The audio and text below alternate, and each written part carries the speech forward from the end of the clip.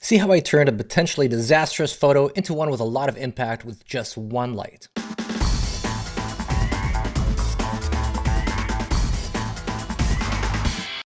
So this was a shot taken at a real wedding. This was December in Canada. Okay, it's bloody cold. So what we have here is a car in the middle of a parking lot. Let me show you exactly what this parking lot looks like.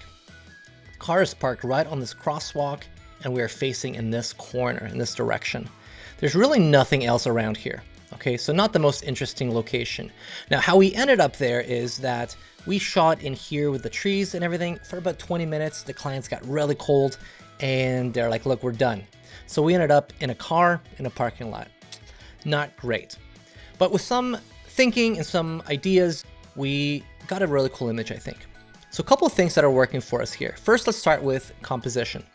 So if you look at rule of thirds, if we draw our quadrants here, they're sort of in this quadrant right here. So that's really great for visual impact. Another thing we have going for us is that there's a bit of a horizon line here. And from this pathway, we're getting these leading lines into the horizon, which are, again, a nice visual impact. So we have those two things going.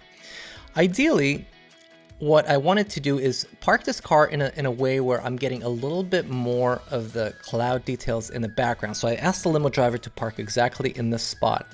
There's also nothing directly behind them in here. There's no buildings or anything like that. So that gave me sort of a clearer sky to work with.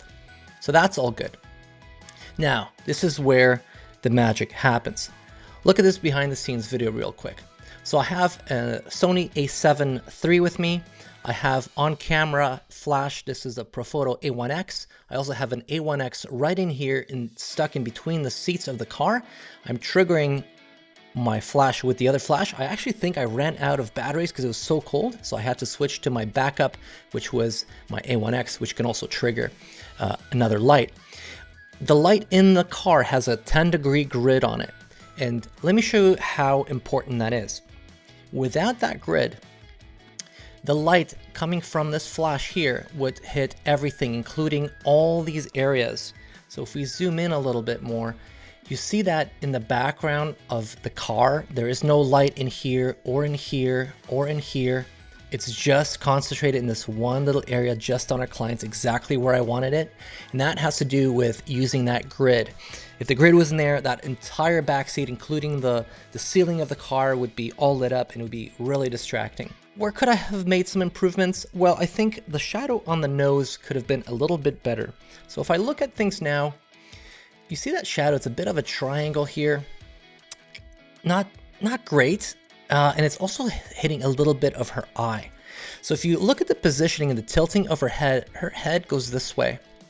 Now, if I only moved her face to tilt a little bit more this way, that shadow would have remained the same, but it would have gone past her eye, right? So that's something I could potentially, be more aware of for next time. One other thing I think that works, but could have been better, is the fact that I'm seeing only a little bit of the dress. Now, if there was no dress, it looked like she might have not been wearing a dress, which is a whole different photo shoot. But I would have loved to see a little bit more dress, or maybe if her dress had some kind of, a bit more of a shoulder strap or something like that, where we would see more of that white. I think it could have added to the image impact. So overall, I think this worked out really well. It was obviously challenging shooting in a parking lot. So in terms of camera settings, how we made this work, we shot at f8. I wanted a little bit more depth of field and things in the background to also be visible, such as the details of those clouds. We shot at 1/200th of a second, so staying within native sync speed of our camera, and also shooting at ISO 320 in this case.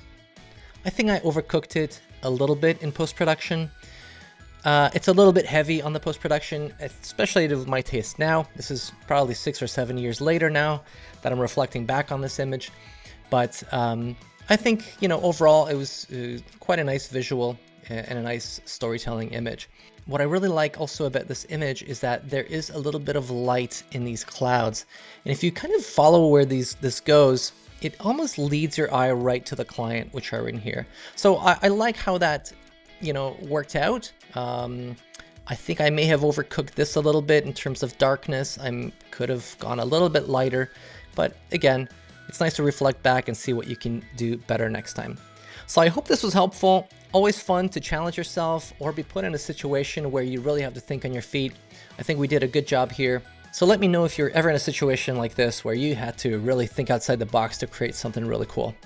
So thanks again for sticking around. If you have any comments, please leave them down below. Like and subscribe as always, and I'll see you guys on the next video.